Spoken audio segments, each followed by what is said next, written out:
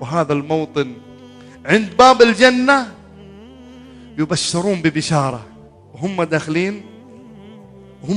انت تخيل الآن داخل مع الباب قاعد تشوف أشجار الجنة، تشوف أنهار الجنة، تشوف قصور الجنة، تشوف نساء الجنة، تشوف ما قال عنه الله ما لا عين رأت ولا أذن سمعت ولا خطر على قلب بشر. لكن عند الباب إيش البشارة؟ الله عز وجل أحبابي في الله يقول: جنات عدن يدخلونها، اللهم اجعلنا من أهلها، جنات عدن يدخلونها ومن صلح من آبائهم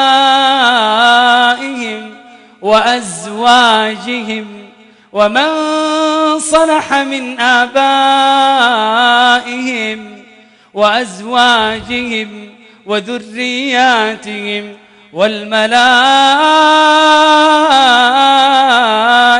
يدخلون عليهم من كل باب سلام عليكم بما صبرتم، سلام عليكم بما صبرتم فنعم عقبى الدار.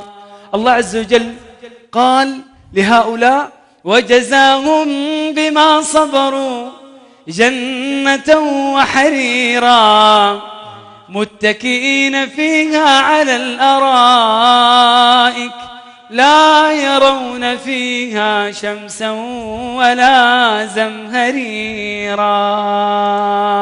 طيب شيخ منصور، الجنة فيها مدارس، فيها مدرس رياضيات، فيها وظيفة، فيها دوام، فيها صاحب عمارة يقول لك الأجار، فيها مرض، فيها هم، فيها غم، فيها موت.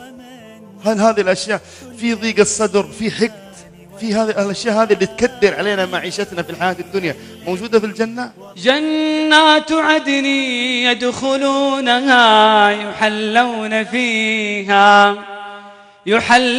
فيها من أساور من ذهب ولؤلؤا ولباسهم فيها حرير وقالوا الحمد لله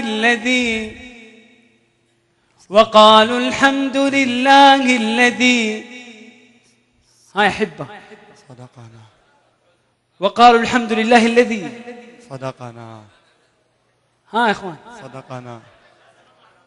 صدقنا، وقالوا الحمد لله الذي أذهب عنا الحزن إن ربنا لغفور شكور الذي أحلنا دار المقامة من فضله لا يمسنا فيها نصب ولا يمسنا فيها لغوب.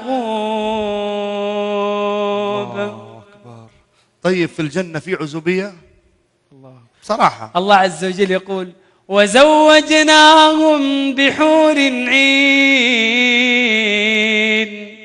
يدعون فيها بكل فاكهة آمنين. أبشرك بشرى، حتى في الجنة إذا دخل المسلم والمؤمن ما في موت، لا يذوقون فيها الموت إلا الموتة الأولى ووقاهم عذاب الجحيم فضلا من ربك ذلك هو الفوز العظيم.